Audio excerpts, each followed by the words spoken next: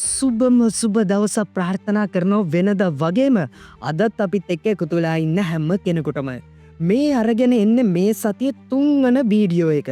දැන් ඉතින් කට්ටිය බලනවා ඇති මෙහෙම වෙනදට වීඩියෝ අරගෙන එන්නේ නැති මනුස්සයට මේ මොකද වෙලා තියෙන්නේ කියලා. ඉතින් ඇත්තම කියනවා නම් මේ දවස්වල වැඩ රාජකාරි බහුල නැහැ, පොඩි නිවාඩුවක් තියෙනවා.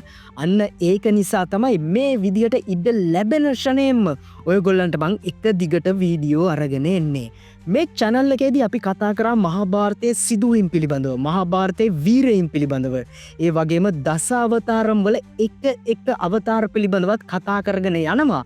තවත් අපි කතා කරා පුරාණ අස්ත්‍ර ගැන, ඒ වගේම හින්දුන්ගේ ආගමේ පවතින විශ්වාසයන්, ඔවුන්ගේ තාක්ෂණයන්, මෙන්න මේ දේවල් පිළිබඳවත් අපි කතා කරලා තියෙනවා, කතා කරන්න ඕනි.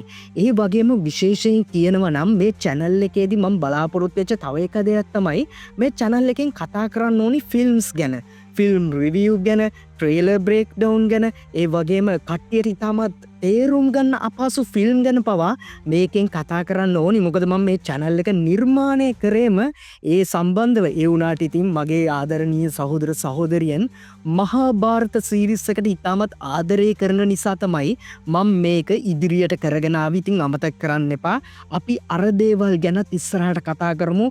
ඉතාමත් වටිනා පොඩ්කාස්ට් වලින් හමු වෙමු. ඒ වගේම මේ ශාස්ත්‍රයේ නියැලෙන විවිධ අධ්‍යක්ෂකවරුන් ඔවුන්ව හමු වෙලා ඒ පොඩ්කාස්ට් කරමු. ඒවා අනිවාර්යයෙන්ම ඉදිරියේදී සිදු වෙනවා.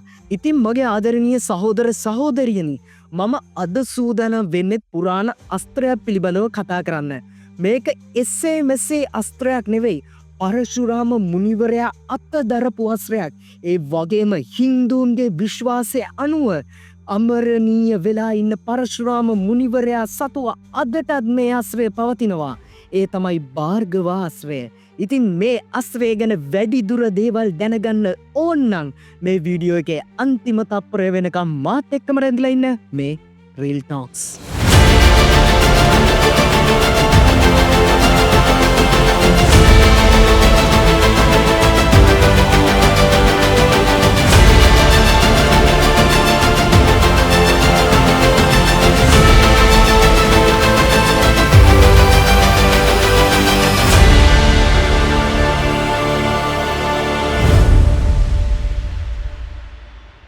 භාර්ගව අස්ත්‍රය. භාර්ගව අස්ත්‍රය කියලා කියන්නේ පුරාණයේ පැවතිච්ච තමත් ප්‍රබල ආයුධයක්. හැබැයි ගොඩක් දෙනෙක්ට කියන්න පුළුවන් භාර්ගව අස්ත්‍රය ඒ තරම් ජනප්‍රිය නෑනේ, අපි මේ ගැන අහලවත් නෑනේ කියලා. සුදර්ශන් චක්‍රය, වජ්‍රාස්ත්‍රය, වරුණාස්ත්‍රය, මෙන්න මේ වගේ ආයුධ ගත්තට පස්සේ, බ්‍රහ්මාස්ත්‍රය, මේ වගේ ආයුධ ගත්තට පස්සේ ඉතාමත් ජනප්‍රියත්වය උසුලන අස්ත්‍ර. හැබැයි භාර්ගව අස්ත්‍රය ජනප්‍රිය නැද්ද? නෑ, එහෙම නෑ. මහාභාරත වීරකාව්‍ය පිළිබඳව ඉතාමත් හොඳින් දන්නා කෙනෙක් නම් දන්නවා මේ භාර්ගව අස්ත්‍රය කියලා කියන්නේ ඉතාමත් ප්‍රබල ආයුධයක් කියලා.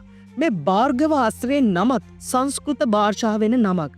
භාර්ගව අස්ත්‍රය, භාර්ගවයන්ගේ අස්ත්‍රය. මේ භාර්ගවයෝ කියලා කියන්නේ කවුද? භාර්ගවයෝ කියලා කියන්නේ සප්ත ඍෂිවරු යටතේ ඉන්න භෘගු ඍෂිවරයා ඉන්නේවනේ. මෙන්න මේ භෘගු ඍෂිවරයාගේ පරම්පරාව තමයි භාර්ගව කියලා හඳුන්වන්නේ, භාර්ගවයන් කියලා හඳුන්වන්නේ. ඉතින් මෙන්න මේ භාර්ගවයන්ගේ ආයුධය, ඔවුන්ගේ පුද්ගලික ආයුධය භාර්ගව අස්ත්‍රය බවට පත් වුණා කියලා තමයි සඳහන් වෙන්නේ. එතකොට පරශුරාම මුනිවරයා අතට මේ ආයුධය පැමිණියේ කොහොමද? මේ ආයුධය පැමිණියේ කොහොමද කියන එක මම ඔයගොල්ලන්ට කියන්නම්. දැන් මම ඔයගොල්ලන්ට කියවනේ මේ භාර්ගවයන්ගෙන් පැවතෙන ආයුධය තමයි භාර්ගව අස්ත්‍රය කියලා කියන්නේ කියලා. ඉතින් මේ භාර්ගවයන්ගේ පැවතෙන්නේ තමයි පරශුරාම මුනිවරයා කියලා කියන්නේ. මේ භෘගු ඍෂිවරයාගේ පවුල ගස බැලුවන්ට පස්සේ මේ එක තැනක පරශුරාම මුනිවරයා ඉන්නවා. ඉතින් අන්න ඒක නිසා බොහෝ දෙනෙක් විශ්වාස කරනවා මේ භාර්ගවයන්ගෙන් පැවතෙන පරශුරාම මුනිවරයාට ඔහුගේ උප්පත්තියේදීම මේ ආයුධය හිමි වුණා කියලා. හැබැයි තවත් එක මතයක් තියෙනවා. මේ මතය තමයි බොහෝ විට වර්තමානයේදී හින්දු භක්තිකයන් පිළිගන්නා මතය. ඉතින් පරශුරාම මුනිවරයා දැන් ওই තරුණ කාලයට එළඹෙනවත් එක්කම ඔයගොල්ලන්ට මතකනේ පරශුරාම මුනිවරයා ඉපදෙනකොටම පරශුරාම මුනිවරයාට අනාවැය කියතුව මොහු අනිවාර්යයෙන් ඍෂිවරයෙක් බවට පත් වෙනවා. හැබැයි මොහු සටන්කාමී ඍෂිවරයෙක් බවට පත් වෙනවා කියලා. ඉතින් ටිකෙන් ටික තරුණ වයසට වෙනකොට පරශුරාම මුනිවරයා සටන් ශිල්පේ ඉගෙන ගන්නවා. මේ දේවල් ගැන හොඳට දැනගන්න ඕන නම් පරශුරාම මුනිවරයා යටතේ කරපු වීඩියෝ එක බලන්න. ඉතින් ඔන්නෝම සටන් ශිල්පේ ඉගෙනගෙන මොහු උග්‍ර තපසර රකින්නවා. මේම තපස රැකුවට පස්සේ ශිව දෙවියන් මොහු ආසන්නයට පැමිණිලා ශිව දෙවියන් මොහුට ආශිර්වාද ලබා දීලා ඒ වගේම ශිව දෙවියන් සතු දිව්‍ය ආයුධත් මොහුට ලබා දෙනවා. අන්න එහෙම පරශුරාම මුනිවරයාට මේ භාර්ගව ආශ්‍රය ශිව දෙවියන්ගෙන් හිමි වුණා කියලා මතයක් තියෙනවා. මේ මතය තමයි වර්තමානයේදී පිළිගන්නා මතය බවට ඒ වගේම ප්‍රබල මතය බවට පත් වෙලා තියෙන්නේ. ඉතින් ඔන්න ඔය ආකාරයට පරශුරාම මුනිවරයාට මේ භාර්ගව අශ්‍රය හිමි වුණා කියලා කියනවා. ඒ වගේම ශිව දෙවියන් විසින් ඔහුනේ විනාශයේ දෙවියන් සියලුම යුද්ධයන්ගේ දෙවියන් ඉතින් මේ විනාශයේ දෙවියන් විසින් මෙහෙම දිව්‍ය අස්ත්‍ර ලබා දුන්නා විතරක් නෙවෙයි මේ දිව්‍ය අස්ත්‍ර වලින් යුද්ධ වදින හැටි පවා මේ පරශුරාම මුනිවරයාට කියා දුන්නා කියලා පුරාණ ග්‍රන්ථවල සඳහන් වෙනවා. ඉතින් පරශුරාම මුනිවරයා සතුව විතරද මේ ප්‍රබල ආයුධය තිබිලා තියෙන්නේ නෑ. භාර්ගවයන්ගෙන් පැවතෙන මේ ආයුධය පරශුරාම මුනිවරයා විවිධ අයට ලබා දීලා තියෙනවා. එයින් 3 දෙනෙක් තමයි කර්ණ, භීෂ්ම, ද්‍රෝණාචාර්යවරයා කියලා කියන්නේ. ඉතින් ඔයගොල්ලෝ දන්නවනේ මේ 3 දෙනාම පරශුරාම මුනිවරයන්ගේ ශිෂ්‍යයන්. අපි දැන් බලමු මේ 3 දෙනාට කොයි ආකාරයටද මේ දේවල් ලබා දුන්නේ කියලා. ද්‍රෝණාචාර්යවරයාට මේ ආයුධය ලබා දුන්න එක පිළිබඳව මෙහෙම දෙයක් තමයි සඳහන් වෙන්නේ. ද්‍රෝණාචාර්යවරයා සියලුම ධනයන් අහිමි වෙලා ඊටම දුගී විදියට ජීවත් වෙන මේ කතාව ද්‍රෝණාචාර්යවරයා යටතේ කරපු වීඩියෝ එකේදී මම ඔයගොල්ලන්ට කියලා දීලා තියෙනවා. ඉතින් ද්‍රෝණාචාර්යවරයා පරශුරාම මුනිවරයා වෙත පැමිණෙනවා. පරශුරාම මුනිවරයා මේ කාලේදී සියලුම දේවල් දන් දෙනවා කියලා ආරංචි වෙලා. නමුත් ද්‍රෝණාචාර්යවරයා පරශුරාම මුනිවරයා ළඟට පැමිණුණාට පස්සේ ඔහු සතුව දෙන්න කිසිම දෙයක් නැහැ. මේ අවස්ථාවේදී පරශුරාම මුනිවරයා කියනවා ඔබතුමාට එක්ක මාව ලබා ගන්න පුළුවන්, එහෙම නැත්නම් මගේ සියලුම ධානය ලබා ගන්න පුළුවන් කියලා, ඥානය ලබා ගන්න පුළුවන් කියලා. ඉතින් ඔන්නෝම කිව්වට පස්සේ පරශුරාම මුනිවරයාට ද්‍රෝණාචාර්යවරයා කියනවා එහෙනම් ස්වාමීනි මට ඔබ සතුව තිබෙන සියලුම දැනුම, ආකාශ ආයුධ පිළිබඳ දැනුම, මේ සියලුම දේවල් ලබා දෙන්න කියලා. මෙන්න මේ අවස්ථාවේදී පරශුරාම මුනිවරයා ඔහු සතුව තිබුණු භාර්ගව ආශ්‍රය පිළිබඳව දැනුමත් ද්‍රෝණාචාර්යවරයාට ලබා දුන්නා කියලා කියනවා. හැබැයි ද්‍රෝණාචාර්යවරයා මේ භාර්ගව ආශ්‍රය කිසිම අවස්ථාවක භාවිතා කරලා නැහැ. ඊළඟට භීෂ්මටත් මේ භාර්ගව ආශ්‍රය පිළිබඳව දැනුම පරශුරාම මුනිවරයා විසින් ලබා දීලා තියෙනවා. මොකද පරශුරාම මුනිවරයා දැනගන්නවා මේ භීෂ්ම කියලා කියන්නේ එසේ මෙසේ රණශූරයෙක් නෙවෙයි, මොහු මහා රණශූරයෙක්. මහා සමග උනත් උරෙන් සටන් කරන්න පුළුවන් ඊටම ප්‍රබල රණශූරයෙක් කියලා. ඉතින් භීෂ්මටත් භාර්ගව ආශ්‍රය පිළිබඳ සියලුම දැනුම මේ අවස්ථාවේදී ලබා දීලා තියෙනවා. ඊළඟ කෙනා තමයි කර්ණ කියලා කියන්නේ. ඔයගොල්ලෝ දන්නවනේ කර්ණ කියලා කියන්නේ එසේ මෙසේ චරිතයක් නෙවෙයි. කර්ණ කියලා කියන්නේ තමත් ප්‍රබල චරිතයක්. කර්ණ කියලා කියන්නේ පරශුරාම මුනිවරයාගේ සර්වශ්‍රේෂ්ඨ ධනුද්දර. ඒ වගේම අර්ජුන කියලා කියන්නේ ද්‍රෝණාචාර්යවරයාගේ සර්වශ්‍රේෂ්ඨ ධනුද්දර. ඉතින් කර්ණටත් පරශුරාම මුනිවරයා මේ භාර්ගවාශ්‍රය පිළිබඳ සියලුම දැනුම ලබා දුන්නලු. ඉතින් මේ භාර්ගවාශ්‍රය කර්ණ නම් භාවිතා කරලා තියෙනවා අවස්ථා දෙකකදී. ඒ අවස්ථා දෙක මොනවද කියලා අපි ඉස්සරහදී බලමු. ඉතින් ඔන්න ඔය විදියට තමයි මේ භාර්ගව ආශ්‍රය ඔරිජින් එක වගේම මේ භාර්ගව ආශ්‍රය පරශුරාම මුනිවරයා විවිධ අයට ලබා දුන්න කියලා පුරාණ ග්‍රන්ථවල සඳහන් වෙන්නේ. මම දැන් සූදානම් වෙන්නේ භාර්ගව ආශ්‍රය බලය ගැන ඔයගොල්ලන්ට කියලා දෙන්න. ඊට කලින් සුවිශේෂී කාරණාවක් තියෙනවා කියන්නේ මේක ඔයගොල්ලන්ගේ අමතර දැනුම් පොතට එකතු කරගන්න. අද වනකොට ඉන්දියානු යුද හමුදාව විසින් භාර්ගව ආශ්‍රය නමින් ආයුධයක් නිර්මාණය කරලා තියෙනවා. මේක පොකුරු මිසයිලය වන්න පුළුවන් ආයුධයක්. ඉහළින් පැමිණෙන ප්‍රහාරක ගුවන් යානාවලට ඔවුන්ගේ ගමන ගාන්ටම හොයාගෙන ගිහිල්ලා බදින්න පුළුවන් වෙන මිසයිල පද්ධතියක් තමයි මොවුන් මේ භාර්ගව ආශ්‍රය නමින් නම් කරලා තියෙන්නේ. මේක ඒ විදිහට නම් කරේ ඇයි කියන එක ඔයගොල්ලන්ට ඉස්සරහදී තේරුම් ගන්න පුළුවන් වෙයි. ඒ වගේම ඉන්දියානු නාවික හමුදාව මගින් වරුණාශ්‍රය කියලා ආයුධයකුත් නිර්මාණය කරලා තියෙනවා. ඩෝපිඩෝවන් නිර්මාණය කරලා තියෙනවා.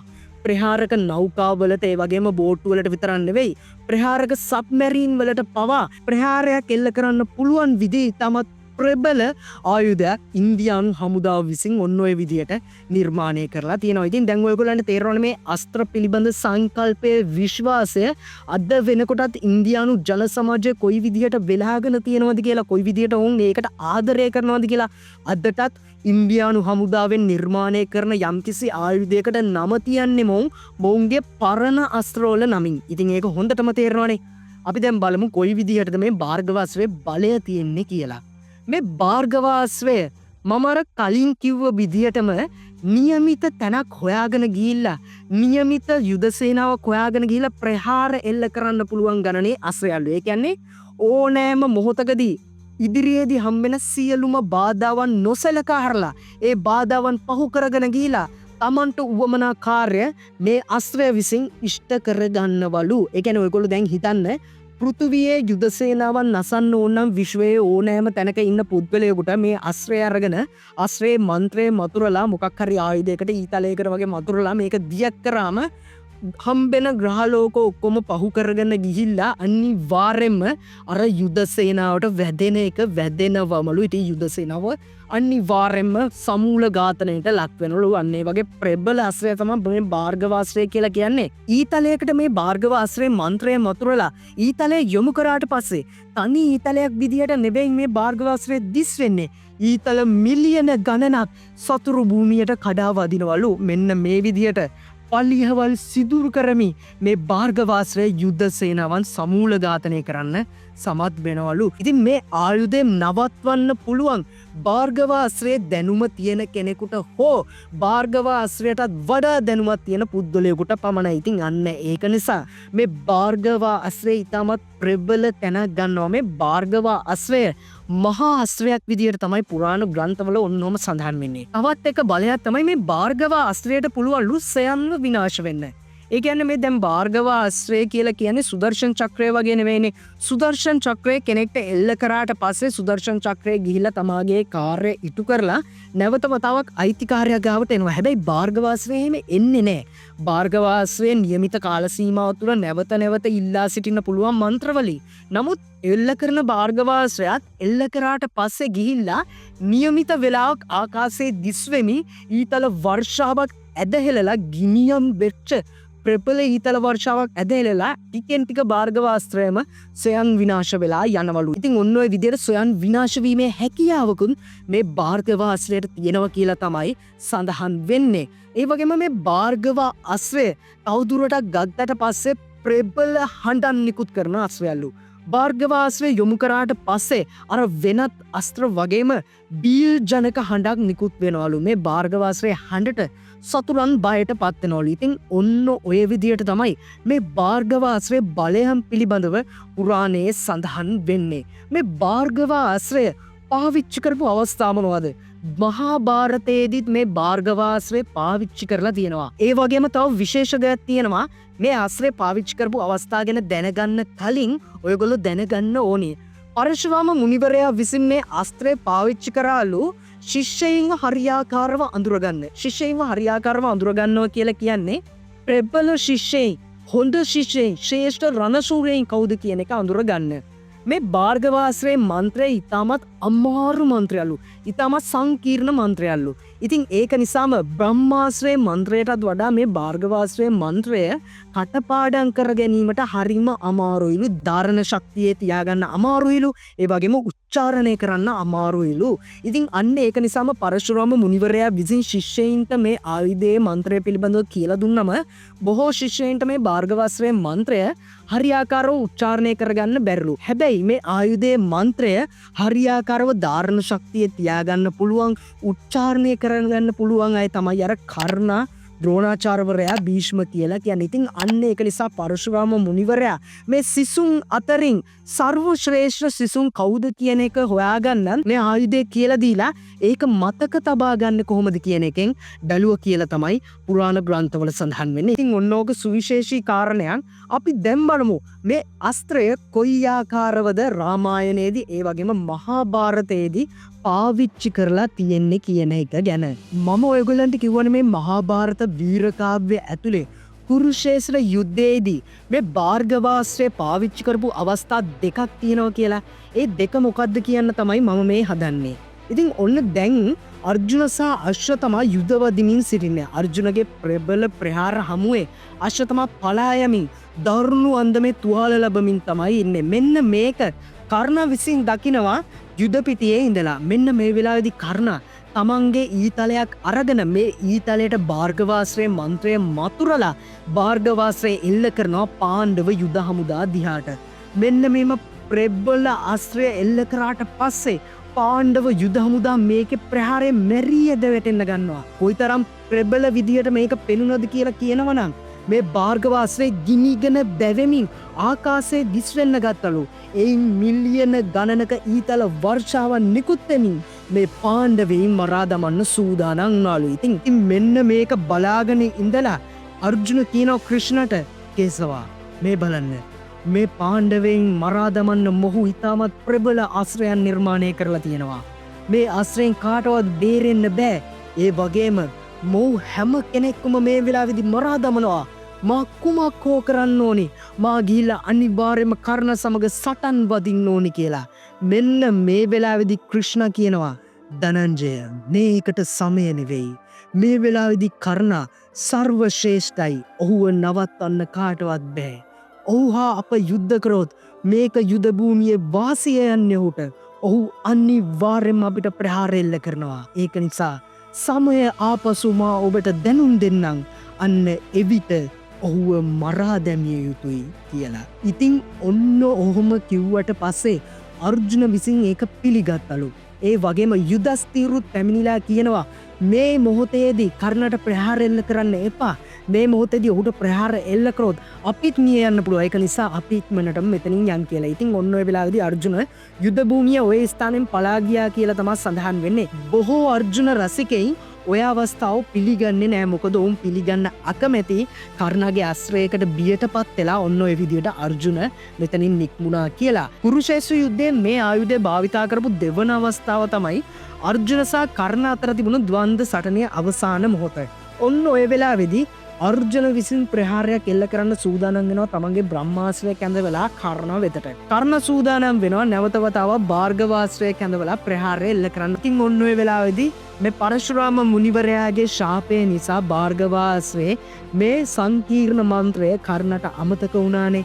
ඉතින් ඔන්න ඔය අවස්ථාවේදී තමයි කර්ණගේ රථය මඩේරිලා ඒක ගොඩ ගන්න හදනකොට ක්‍රිෂ්ණාර කලින් කිව්වා වගේ සමය උදා වෙලා ඔන්න ඔය වෙලාවේදී අර්ජුනට පුළුවන් වෙන්නේ කර්ණව මරා දමන්න. ඉතින් ඔන්න ඕක තමයි දෙවන අවස්ථාව භාර්ගවාස්ත්‍රය උපයෝගී කරගන්න හදපු. කුරුෂේත්‍ර යුද්ධයේදී මේ ආයුධය භාවිතා කරපු අවස්ථා දෙකක් ගැන මම දැන් කිව්වා. රාමායනයේදී කොයි අවස්ථාවේදීද මේ ආයුධය භාවිතා කරේ? ඒ අවස්ථාව මෙන්න මේ විදිහට තමයි ලියවිලා තියෙන්නේ.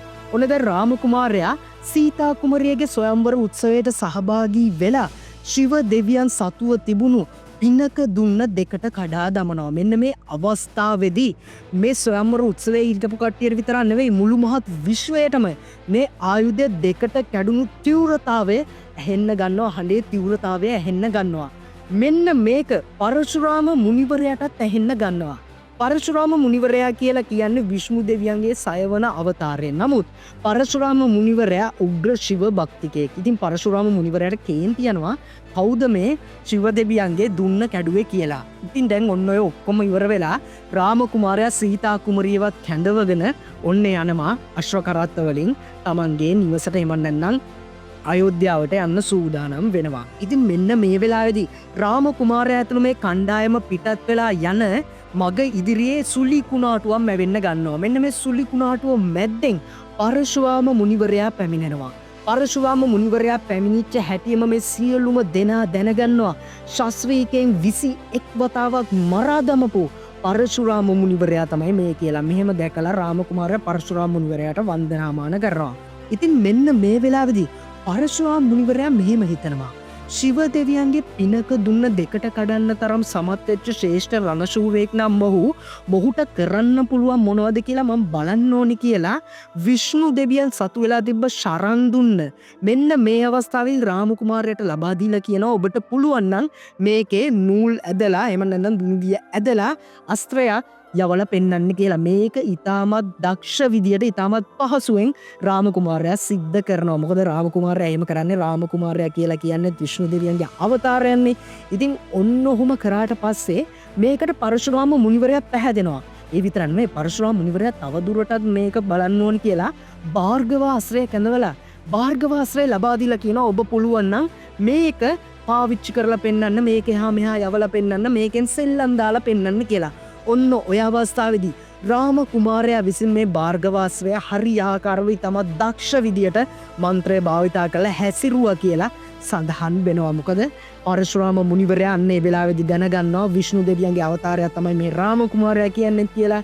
ඉතින් ඔන්න ඔහොම දැනගෙන රාම කුමාරයාට සීතා කුමරියවත් රැගෙන තමන්ගේ අයෝධ්‍යාවට පිටත් වෙන්න ඉඩහසර ලබා දුන්නා කියලා තමයි රාමායනයේ සඳහන් වෙන්නේ. ඊළඟ අවස්ථාව තමයි පරශුරාම මුනිවරයා මේ ආයුධය පාවිච්චි කරපු අවස්ථාව විදියට ගැනෙන්නේ ශාස්ත්‍රීයකේ 21 වතාවක් මරණයට පත් කරන අවස්ථාව.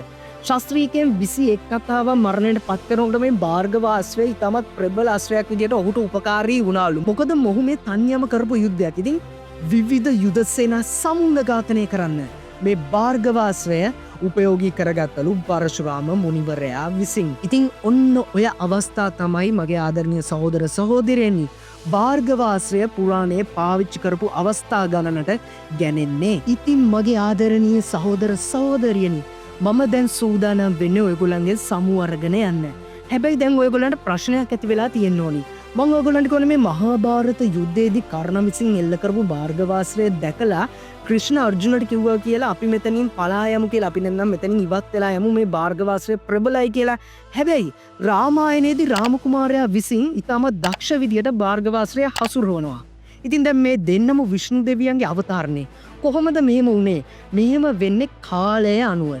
කාලය අනුව කියලා කියන්නේ ඔයගොල්ලෝ දන්නවද අර අපේ පැරැන්නම් පවා කියන්නේ උගේ වෙලාව හොඳයි. උගේ තමයි මේ වෙලාවේ හොඳම වෙලාව තිබ්බේ. අන්න එහෙම මෙන්න මේක ඇත්ත. ඉතින් මෙන්න මේ වෙලාව අනුව එකිනෙක පුද්ගලයන්ගේ වෙලාව අනුව තමයි මේක නිර්ණය වෙන්නේ.